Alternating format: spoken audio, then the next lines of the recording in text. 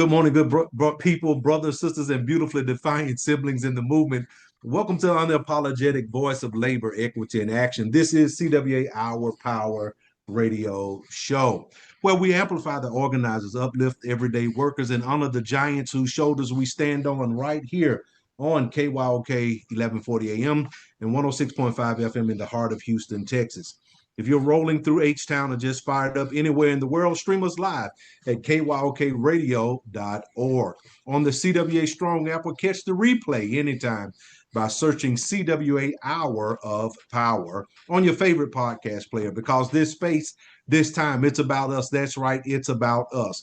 We're talking union contracts, organizing victories, labor rights, human dignity, fair pay, and bold everyday resistance to injustice in all its forms. So whether you're on the job, in your car, at your kitchen table, or deep in the fight, lean in. Honk your horns if you stand with workers. Throw a fist up if you know your worth. Joining me today are the fire starters and truth tellers, Timmia, Wiley, and David Marshall. So buckle up, beloveds, because the power we build together, that power is ours.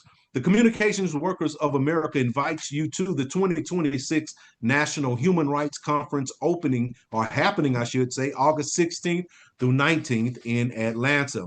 Join union leaders and activists from across the country as we come together to build power, advance justice, and fight for workers. And this year's conference will be held at the beautiful Westin Peachtree Plaza, located in the heart of downtown Atlanta. To register, visit CWAHumanRights.com. Again, to register, visit CWAHumanRights.com. Don't miss this opportunity to connect, learn, and organize for a stronger, more just future. And you know, family, when I look at the lineup of the CWA National Human Rights Conference, I see more than a list of speakers. I see people who have dedicated their lives to changing communities. We're talking about Senator Jon Ossoff, Stacey Abrams, Representative Justin Pearson, Congresswoman Akima Williams, Mayor Jasmine Cobble, labor leaders David Herter, educator and activist Alyssa Johnson, spoken word artist Caleb Rainey, labor champion Robert Roche, pollster and strategist Terrence Woodbury, and Felicia Charlton. That's an incredible collection of voices bringing different experience all in one place. And Errol, that's what makes this conference different. These aren't people coming just to give speeches. They're bringing experience, from government, from labor, from organizing, from education, research, and community leadership. When you get that many perspectives in one room, you will have people leaving thinking differently than when they came. And don't forget, those speakers are only a part of it. The workshops are just as exciting. They'll cover everything from artificial intelligence, immigration, oligarchy, mental health. Those aren't just headlines. They're issues affecting our jobs, our families, and our communities every single day. And I love how the conference ends. It doesn't just send everybody home after the last speech. It wraps up with the interactive activist mall, where attendees can connect directly with human rights, labor rights, and social justice organizations from across the country. That's where people discover new ideas, build partnerships, and find ways to get involved when they return home. Well, and that's something we don't talk about enough. You can hear a great keynote, but it's often those conversations in the hallways, those workshop discussions and those connections with organizers that become the spark for the next campaign or the next community project. And you're exactly right, David, because this is the time that we get all of this information and we take it back to our prospective homes, our prospective cities, and we get to work. We should never be going to these conferences and trainings, I should say, and not do anything with the information. And this conference is 4 days of education, activism, and action. And it's about moving our human rights agenda forward. And it's not just talking about it. I had a manager one time tell me in a stand-up meeting, you just can't talk about it, you got to be about it. And that's what we need to be. We need to be about the human rights agenda. It's about building resistance through resilience. It's about making sure working people understand that what's changing around them and are really equipping them to respond. Because So, knowledge is power, but only if we use it. And action is what turns knowledge into change. So if you're planning to join us in Atlanta this August, come ready to learn, come ready to network, come ready to challenge yourself. And you're going to hear from Senator John Ossoff, Stacey Abrams, Representative Justin Pearson, Congressman Nikema Williams, Mayor Jasmine Cobble, David Huerta, Elisa Johnson, Caleb Rainey, Robert Roche, Terrence Woodbury, Felicia Charlton, and many, many, many more. Because this conference isn't just about lectures. It isn't just about talk, it's about taking action. It's about educating our people. It's about strengthening our movement. And it's about making sure that when we leave Atlanta, we return home better equipped to fight for justice, defend workers' rights, and build stronger communities. So we'll see you in Atlanta. And again, if you want to register, go to CWAHumanRights.com. You're listening to KYOK 1140 AM and the all new 106.5 FM. If you're on the go, you can take us with you by visiting KYOKradio.org and pressing the listen live option. Tune in live every Thursday at 10 a.m. Central, 11 a.m. Eastern, 8 a.m. Pacific on KYOKradio.org, the CWA Strong app, or your preferred podcast player. Search for CWA Hour of Power on your favorite podcast player. You can like and follow us on Facebook and Instagram at CWA National Human Rights to stay connected. Share your thoughts and join in the conversation. Up next, we're going to be talking about, or we're going to turn it over into the hands of one and only Mr. David Marshall for the Marshall Minute. Good morning, David. good morning, Errol, and good morning, family, and welcome to the Marshall Minute. I'm gonna let that marinate a little bit. Okay. And today I'm going to talk about something that's, been on my mind lately, and it's in the news. You're hearing about it all the time. The illusion of inclusion. I'm going to say it again. We're going to talk about the illusion of inclusion. For years, corporations and universities have championed diversity initiatives, but today many are quietly scaling them back. Why is that? Some claim that prioritizing underrepresented groups leads to reverse discrimination, insisting that merit alone should decide success. But can a true meritocracy exist in a system built on inequality? So as I looked a little deeper, I realized this is not just about fairness. This is about power. Companies like Meta and Amazon have dismantled their DEI programs, often mirroring political shifts. It made me wonder, was diversity ever about justice, or was it just about staying on the right side of power? Now, this is not an abstract debate. It affects real people, real opportunities, and real lives. As institutions retreat, one thing is clear: the fight for true representation isn't over. If equity is going to mean anything, if we all have to demand it.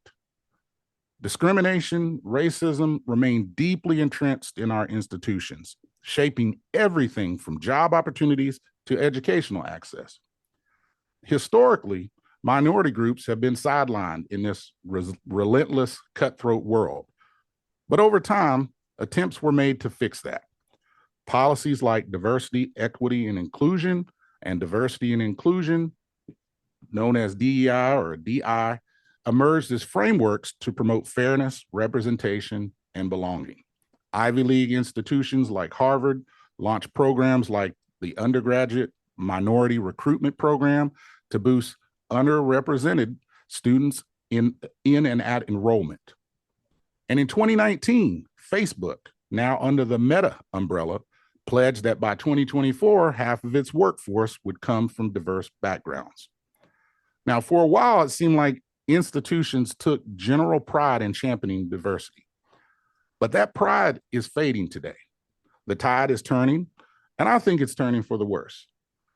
Now, nobody wants truly qualified individuals to be cast aside based on race, gender, or identity. But here's the problem.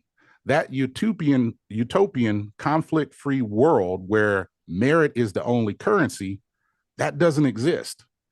We live in a system that has historically favored white over black, men over women, wealthy over the poor. Inequity isn't an abstract concept. It's built into our institutions. So while slapping the label underrepresented on a group might not be a perfect fix, the real crisis is that these communities have long been locked out of the opportunities that others take for granted. And yes, I know meritocracy sounds like the fair solution, but can we really call it fair when students or job seekers start from vastly different playing fields? You know, can a resume or personal statement truly reflect someone's potential when historical racism and unequal access to resources have already capped what they could achieve? So let me be clear. The point is not to undermine meritocracy. It is to ensure that merit and inclusive representation go hand in hand. You know, but there is a bigger question. If fairness in hiring has always been the goal, then why are corporations suddenly reversing course on diversity? Why has the push to scale back these initiatives gained so much momentum in the recent years? And the answer, it isn't as simple as it seems. So let me go back to Facebook again. You know, a decade ago, it released its first ever diversity report, committing to greater representation. Now we fast forward today, you know, its parent company, Meta, has quietly dismantled the DEI program. Not only that, the company's diversity progress has vanished online, and they're not even accessible anymore. But Meta is not alone. Amazon, Google, and other corporate giants are scaling back diversity efforts, citing everything from cost cutting to shifting priorities. But the timing is telling. You know, soon after Mark Zuckerberg terminated Meta's DEI programs, the current administration began issuing similar executive orders for the federal government, rolling back diversity initiatives nationwide. Now, this raises a very critical question. Was this ever about representation, or was this always about power and whose good side we were on? Many corporations love to frame their diversity efforts as moral commitments, but that's only until the political tide shifts. And then suddenly, diversity programs become expendable. The influence politics have on these tech giants does not happen in a vacuum. It shapes our lives, seeping into every facet of society. And that perhaps is one of the greatest threats we face. Our world remains tilting towards privilege and power. Minority representation is not a given. It's something that has to be intentionally built, fought for, and protected. If corporate and political forces are willing to dismantle diversity efforts, the moment they become inconvenient, then the systemic intervention is needed more now than ever. And for diversity and inclusion efforts to truly be effective, we are all responsible for ensuring that everyone is accepted, appreciated, and actively engaged. So at the end of the day, just remember this. We all need to make sure that there's a seat at the table for everyone, even if we have to bring our own folding chairs. So until next week, this has been the Marshall Minute, where living well is the greatest act of love. Back to you, Errol. David, thank you for another thought-provoking Marshall Minute. Now, you ended by asking whether diversity was ever really about justice or whether it was about power. And I think that's where we should begin discussing just a little bit more. And if you don't mind, let me come back to you, David, and let's talk about this. You asked whether a true meritocracy can exist in a system built on inequality. What exactly do you mean by that? Well, when I talk about merit, I'm talking about rewarding talent, hard work, and qualifications. You know, most Americans support that very principle. But my question is whether everyone has had the same opportunity to develop those qualifications. Mm-hmm. Now, take, for instance, you have two students that graduate with the same GPA, but one attended a well-funded school with AP classes and tutors, while the other attended an underfunded school without any of those resources. Did they really start from the same place? You know, merit should absolutely matter, but the question is whether opportunity has been equally distributed. And Timmy, I know you're an activist, you're a union activist. So how should workers think about this conversation? I think workers experience this every day. Most people don't want special treatment, they want fair treatment. They want to know promotions are posted fairly, hiring is transparent, discipline is consistent. Everyone gets the same chance to succeed. Um, that's what unions fight for every day, whether it's a company calls it DEI or something else. Workers simply, we just want fairness across the board and transparency. Right. And David, something you said caught my attention also that many corporations promoted diversity just a few years ago, and now many are pulling back. Do you believe they changed their values or simply changed with the political climate?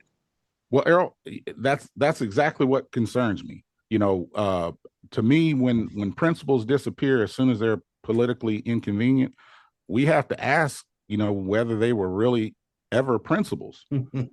Right. Businesses, respond to markets. Politicians, they respond to elections. And, sometimes companies respond to politics instead of people. And, that doesn't necessarily mean every diverse effort was insincere, but it does raise important questions about long-term commitments to it.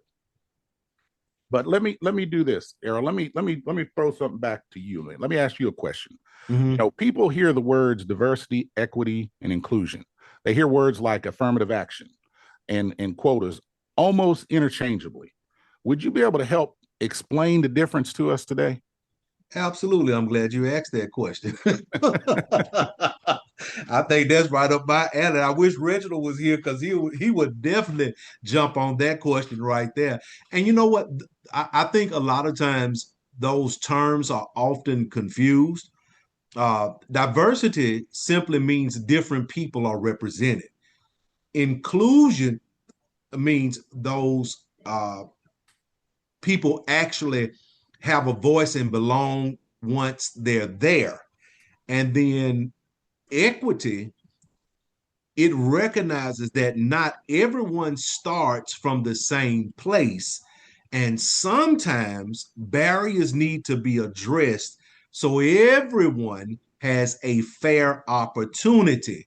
And then let me go ahead one step further and let's go ahead and throw affirmative action in there, because affirmative action refers to specific policies that historically sought to address discrimination in areas like education and employment and subject to changing laws and court decisions. And one day we'll probably talk about seniority as well, because that was a hindrance for a lot of people as well. And we might have to talk about that very soon.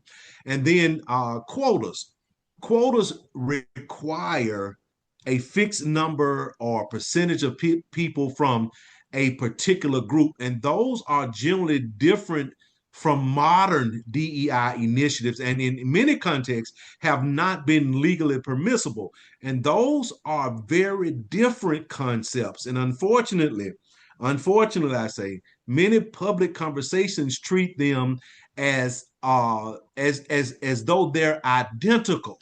Well, hey, Errol. So let me go back to the DEI thing, because I like to, when somebody asks me what DEI is, I like to start with, we all know the words diversity, equity, and inclusion, but the way I like to frame it to somebody is, let's think of it in opposite.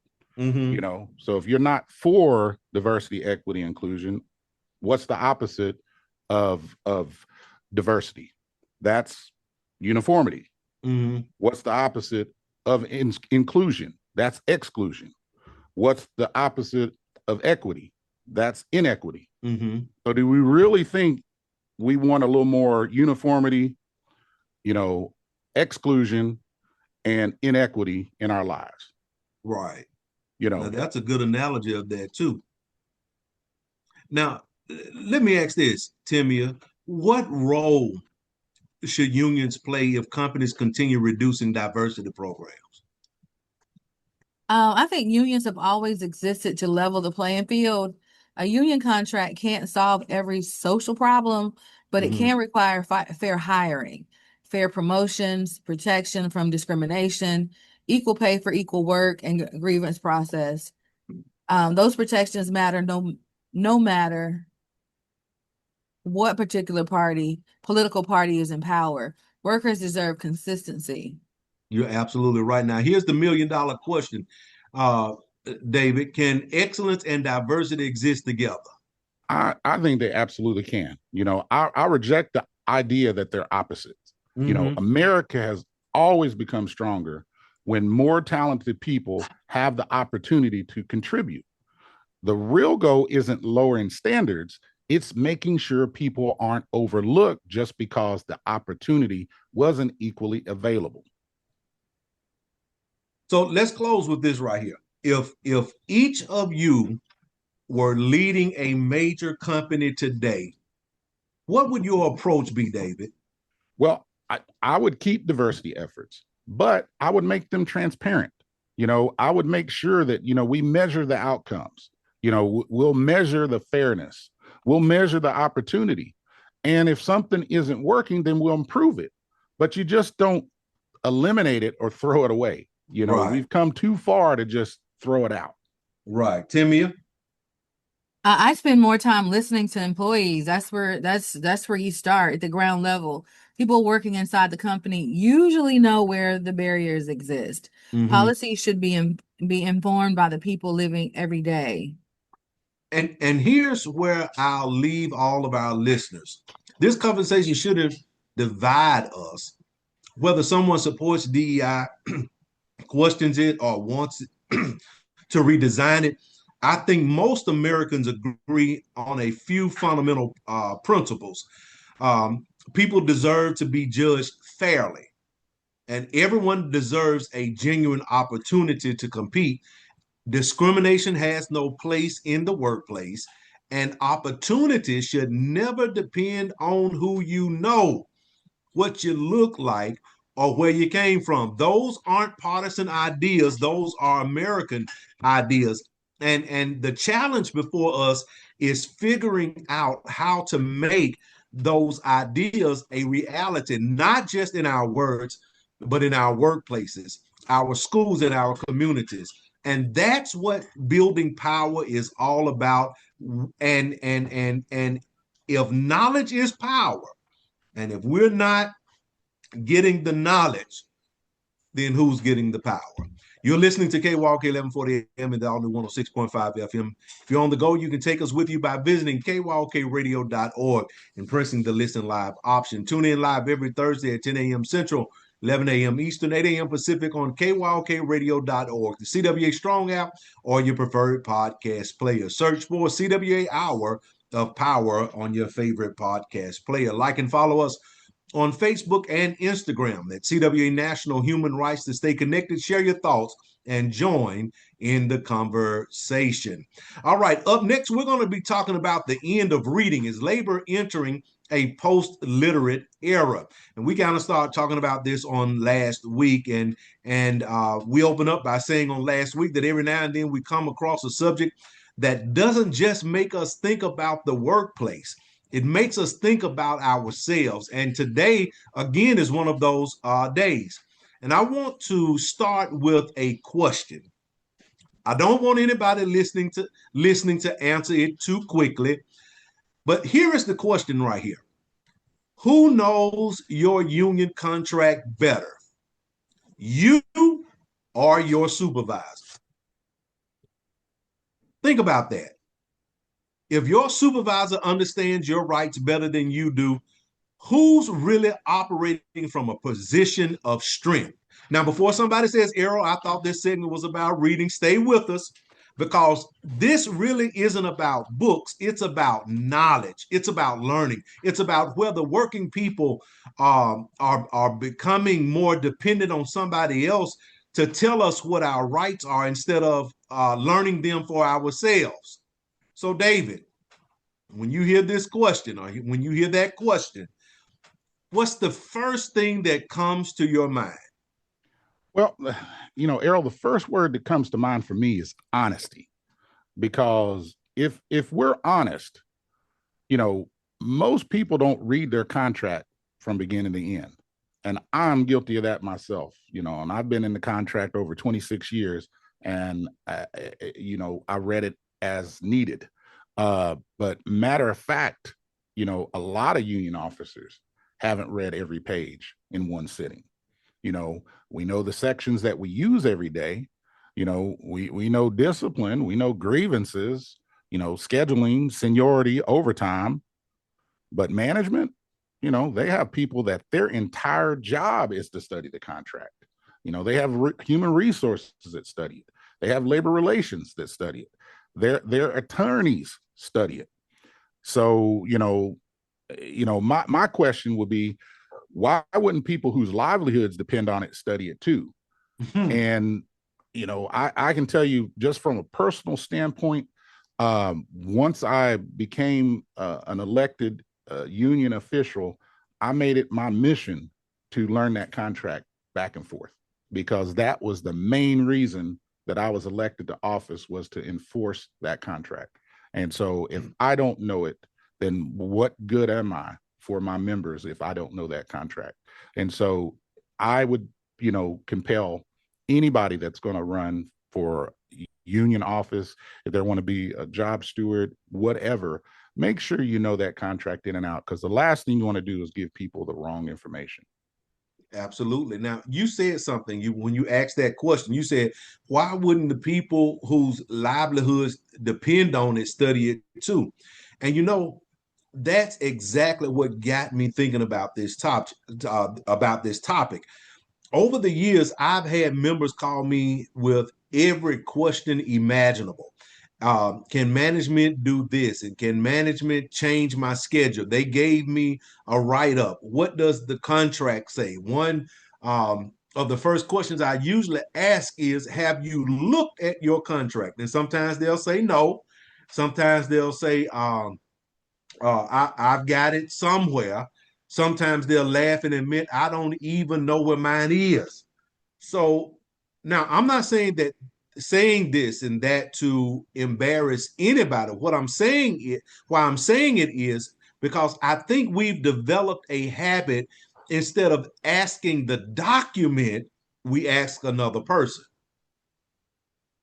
Yeah, and That's that was the exactly thing. right. I like to respond when I get those questions, Errol, with the contract language. I make it a habit to, when somebody asks me a question about, they see that, what I'm telling, it's on page number such and such, section number such and such, article number such and such. Mm-hmm. That's exactly right. As a steward, I can't even count how many calls I've gotten after everything has already happened. They've already had the disciplinary meeting. They've already signed paperwork. They've already agreed to something. Then my phone rings.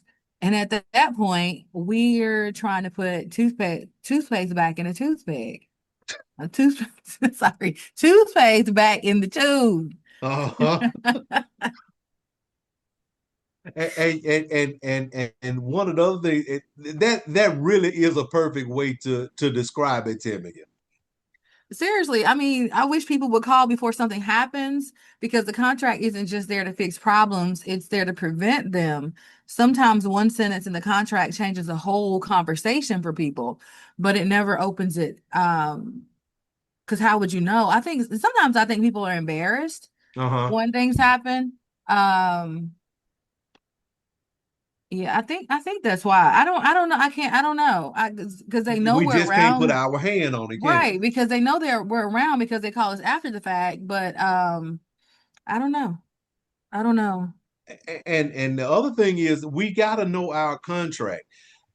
So it won't just be left open to interpretation by those that are in power. And I think that's very important, that we exercise that to union members. Come on, David. Yeah, and I think it's bigger than unions. I mean, I'm gonna go off the rails here. I mean, look around. When was the last time you actually read instructions before assembling something. Man, don't bring that up. Don't get something from IKEA. You done went from a Never. message to being messy.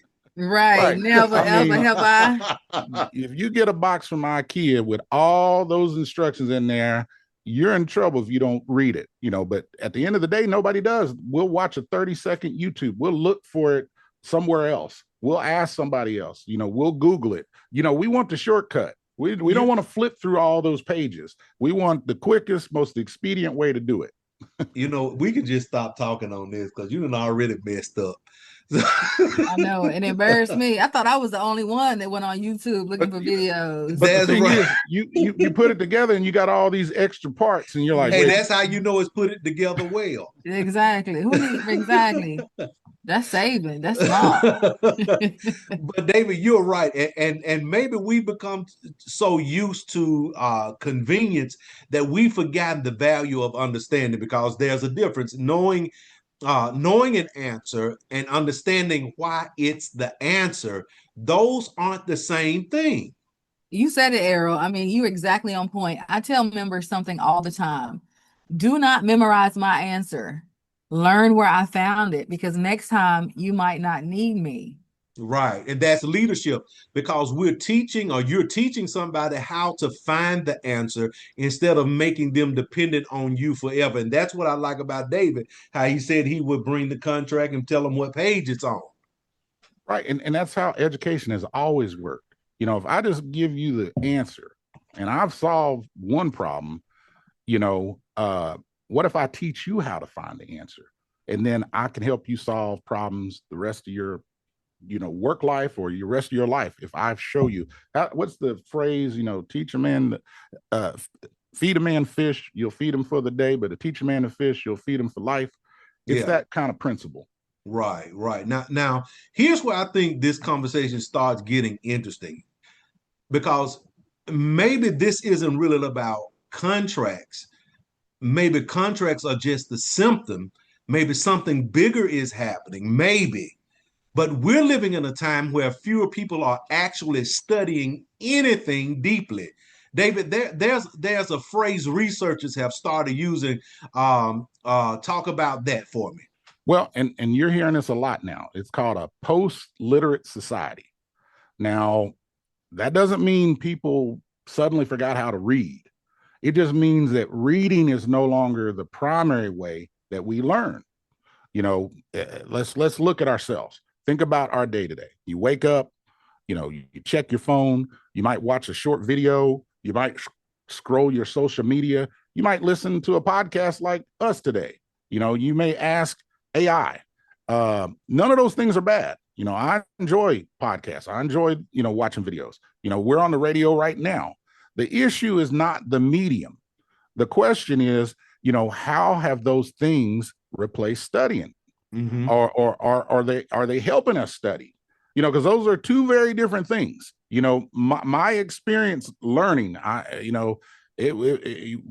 opening an encyclopedia was part of an everyday process in school. Right. That's where you got information. I mean, they even folks walked door to door to sell them. I think we might have got a couple times on some funk and wall encyclopedias. But that was how you learn back then. Now you can just go to a phone, type in what you need to know, and you get an answer immediately.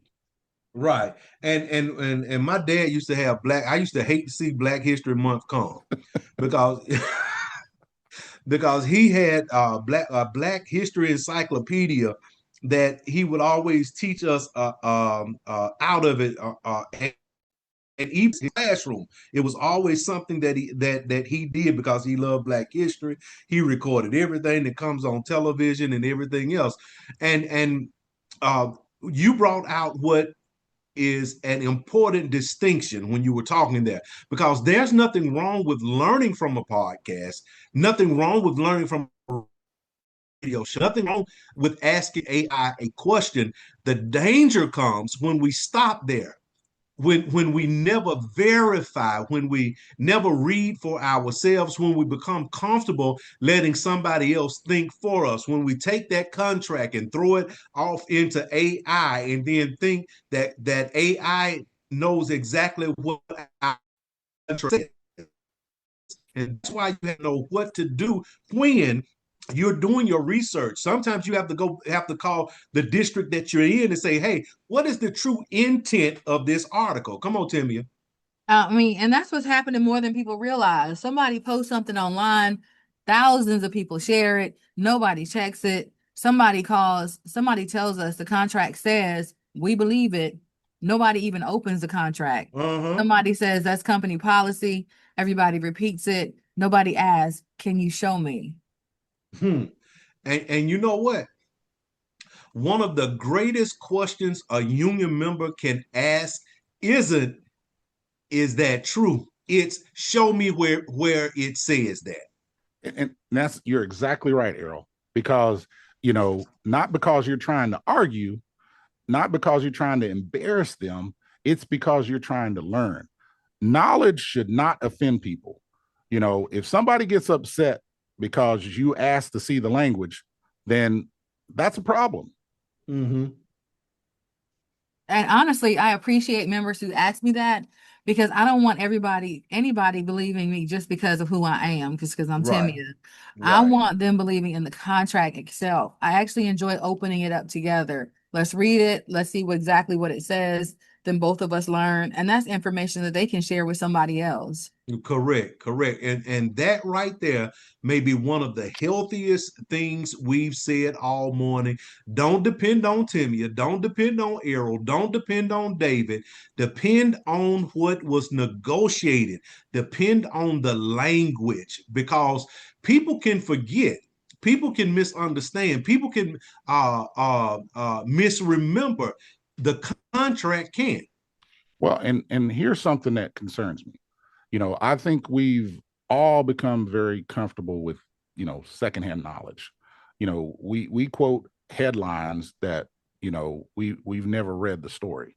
We argue over articles that we never looked over or read.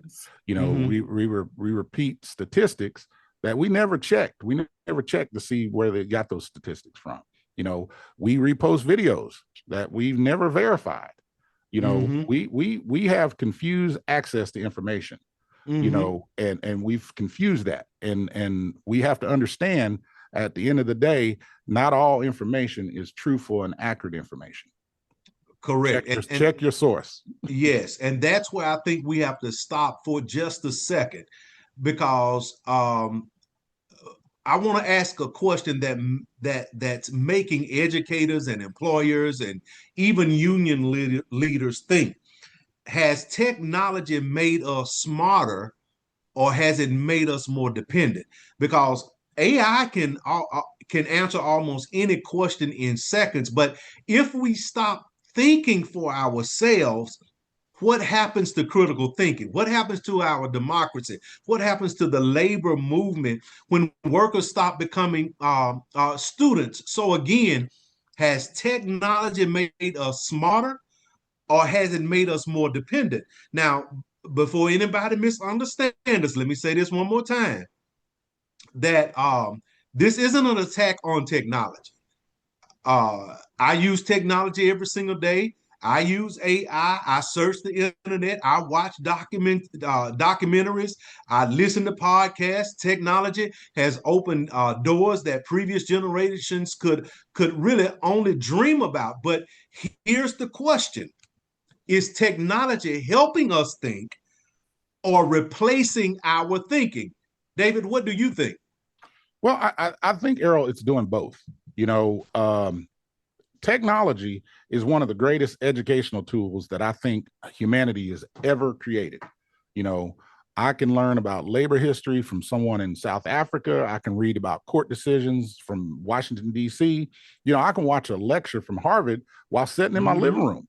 Right. That's incredible to me today, because I couldn't do that when I was coming up. Mm-hmm. Like we said earlier, you had to go to the library, go through a whole wall of books and try to find all that information. But it's incredible that now we can do that, from the comfort of our homes.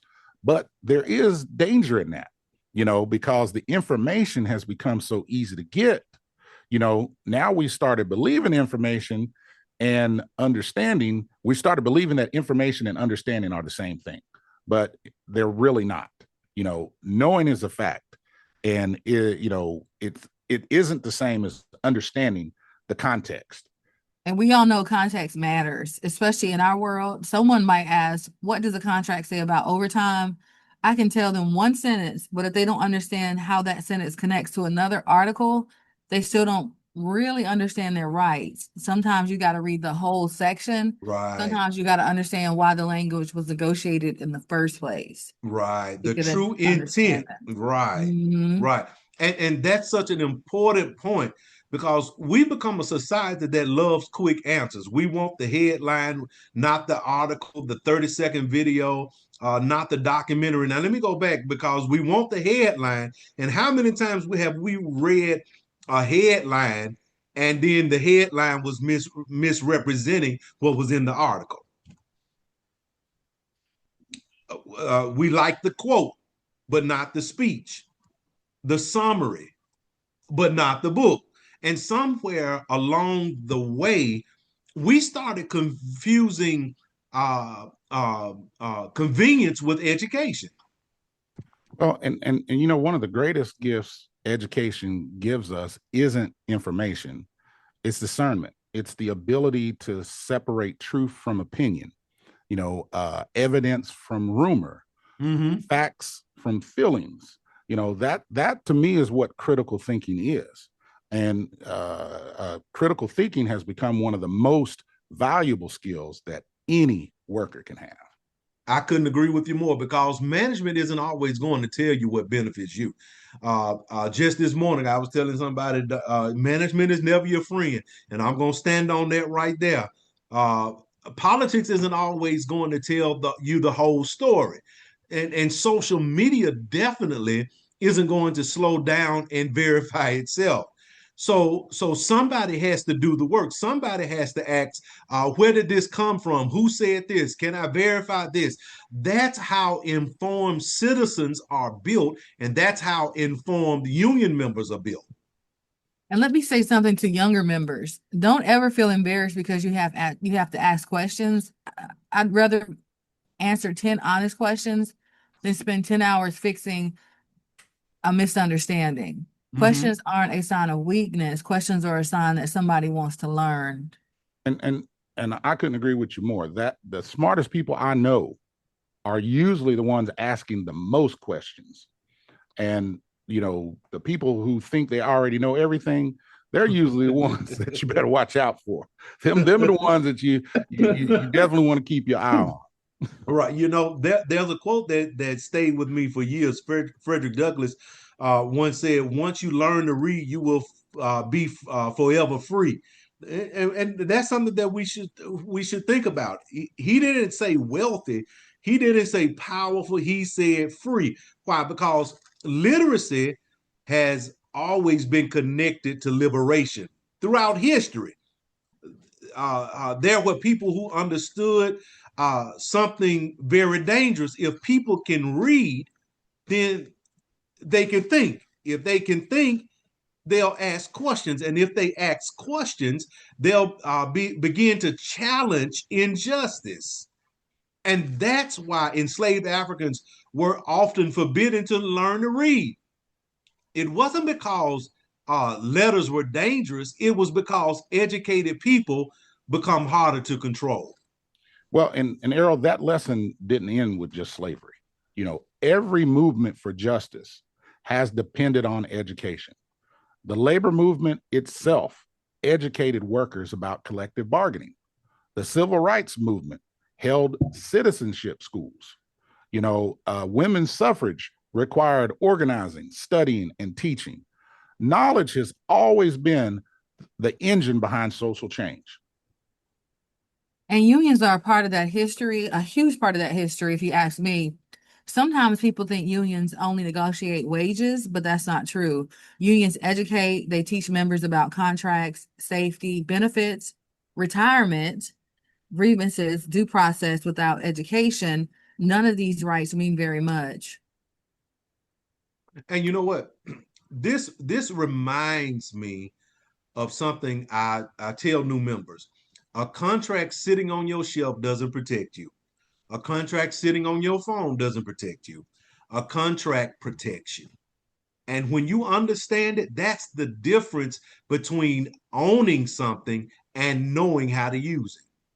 Well, and I'm about to bring myself back into this and use another analogy. All right, go I ahead. got a garage at the house with a whole bunch of tools in it. But that don't mean I'm a master carpenter. That don't mean I'm a master mechanic. At the end of the day, knowledge requires some practice. It's going to require you doing some reading. It's going to require you doing some studying, discussion, and to actually do it and get some experience. Because that's true whether we're talking about labor or life. And here's another thing. Sometimes members tell me, I don't have time. I understand that. I'm a single parent. Life gets busy. You got families, jobs, kids, bills. But here's what I ask. Can you spend 10 minutes this week reading one article from your contract? Just one. Not a, you don't have to read the whole contract. Just start with one article. Nobody's asking you to read the whole thing tonight. Still start small. Learning isn't a sprint, it's a habit. And that's good because habits shape culture. And if you don't mind, walk with me down the yellow brick road. If every local union meeting spent just 5 minutes discussing one article of the contract, not because there was a grievance, not because negotiations were coming, just because education matters, imagine what that would look like after just 1 year. And members would walk into disciplinary meetings differently. They'd ask different questions. They'd carry themselves differently, and confidence becomes, or confidence, I should say, comes from preparation. And I can tell you from firsthand experience, confidence changes organizations. I know that an informed membership doesn't just react. An informed membership, it will participate. An informed membership, it's going to vote, it's going to volunteer, it's going to challenge ideas respectively. And an informed membership will develop leaders. At the end of the day, education isn't something unions do after the work. The education is actually the work. And that's powerful, David. That's very powerful because maybe we've been measuring success the wrong way. Maybe we have been just measuring the success the wrong way. Maybe success isn't only how many grievances we win. Maybe success is how many grievances never happen. And I know this might be something we want to hear or say, because members, when members understand their rights before the problem ever started, that means a lot. Now, and that's worker power, not waiting until somebody rescues you, knowing enough to advocate for yourself, and then helping somebody else do the same. That is what solidarity looks like. And I can tell you that's how we move this needle forward. We have to educate our membership. We have to engage them, and we have to prepare them. They're on the front lines. They're out there in the field, and we got to equip them just like the company equips them with tools to do their jobs. The union has to equip them with the tools to enforce the contract. And so we have to take it upon ourselves as union leaders to make sure they have the tools they need to go out into that workforce and make sure that the company is doing their part of the agreement. Because I like to tell folks that at the end of the day, that contract book has two signatures in it. They have the union signing off on it, and they have the company signing off on it. So that means both parties know that this is what the rules are. And so both parties have to follow the rules. That's so true. And one thing about it, an educated union person or worker is dangerous, because not only do they know the contract, they can share that knowledge with somebody else and help them learn the contract as well. Well, and it just makes it easier for the workplace because everybody knows the rules. I remember working jobs where discussing your pay would get you fired, but in a union environment, everybody knows what everybody makes. It's in the contract, it's in the book, it's not hidden. There's no nepotism, with a union contract. I can't bring you in at more pay just because I like you or I know you. It takes the bias out of it. That contract allows for no biases to be in there. It's seniority. A lot of times when the company wants to try to do something, no matter what company it is, whether it's surpluses, whether it's rearrangement, reorganizations, whatever, and they want to move people, my fallback question is, well, what bias are you going to use to move them? Because if you're not doing it by seniority, what bias are you going to use when you make these decisions? Seniority is not biased. It's, hey, this is when I started, and this is, this will let me land where I need to land. So that's one of the greatest things I think we have in union contracts is that article of seniority, because that takes bias out of a lot of the equation. It does, and it's easy. It's easy to see. It's black and white. This is my seniority date, period. There's no negating it. There's no conversation behind it. This is my seniority date. This is your seniority date. And here we are. Yeah. All right. We're going to wrap this up right here because I want to get to the Union Buster of the Week. I haven't heard that in a couple of months, and I know why I haven't heard it because I was out. But I think it's time for it. So let's close this session out, and then we'll get over to the Union Buster of the Week. You're listening to KYOK 1140 AM and the all-new 106.5 FM. If you're on the go, you can take us with you by visiting kyokradio.org and pressing the Listen Live option. Tune in live every Thursday, 10 a.m. Central, 11 a.m. Eastern, 8 a.m. Pacific on kyokradio.org, the CWA Strong app, or your preferred podcast player. Search for CWA Hour of Power on your favorite podcast player. Like and follow us on Facebook and Instagram at CWA National Human Rights to stay connected, share your thoughts, and join the conversation. Up next, we have the Union Buster of the Week with Timmia Wiley. Good morning, Timmia. Good morning, Errol. Good morning, KYOK listeners. Good morning, David. This week's Union Buster of the Week is going to be just a tad bit different.